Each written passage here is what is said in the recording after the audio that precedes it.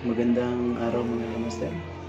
Ngayong umaga ngayon mga kamaster, continue tayo sa pag-install ng pump at saka pressure tank mga kamaster sa Macta National High School kasi nawalan sila ng tubig kahapon pa natin nag-isahan, tapos ngayon na natin tatapusin mga kamaster kasi kulangan kasi tayo ng mga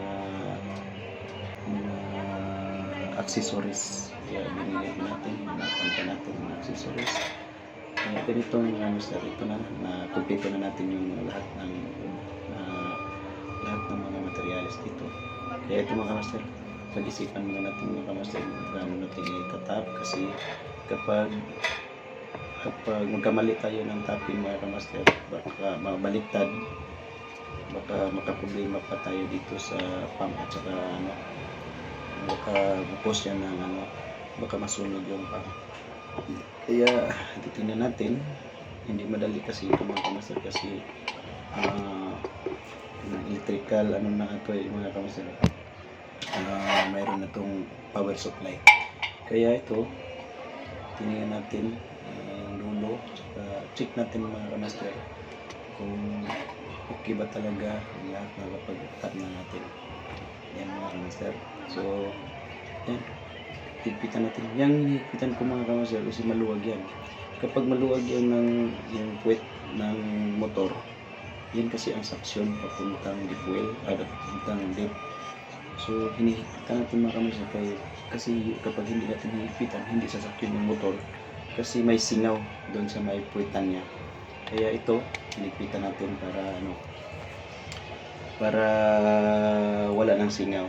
Kaya yun, check natin ulit, saka itesting natin, i-on natin yung breaker. Okay, tingnan natin mga kamaster kung umandar ba.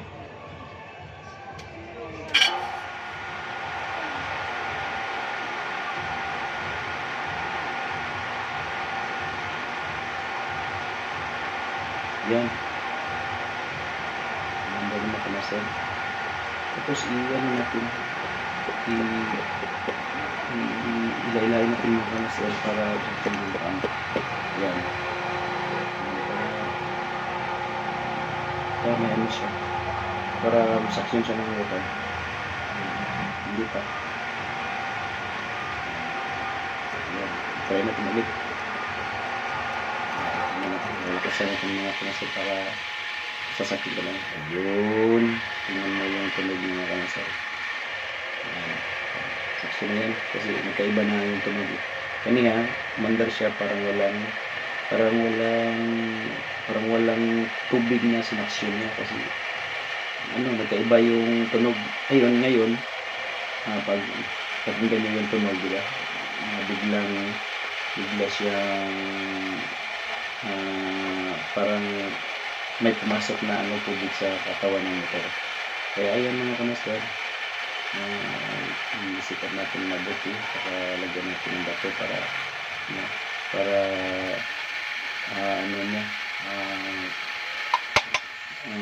bangin. Yan mga kamaster.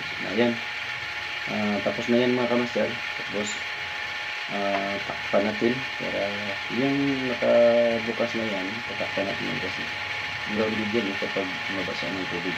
Okay, try muna natin kung off ba siya, gumana ba siya, off ba siya, at saka on. Yan. Yan, yung pinapok natin mga kamaster, ang ingay. Kasi yung propeller niya, yung kalabad. Nagkadikit sa cover niya, kaya parang tunog na may gas-gas. Yan mga kamaster, tingnan mo. Yan, on and off na mga kamaster. Check natin kung off ba siya at saka on ba siya kapag puno na yung kapag aabot na sa 40 PSI o 50 PSI kasi nag-gas namin yung pressure ng kamaster kasi mahina, kasi malayo kasi yung sinuplayan.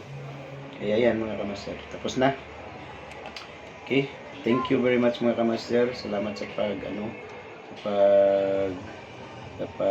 tingin sa YouTube channel natin. huwag yung makalimutan na like at saka mag-share mga kamaster.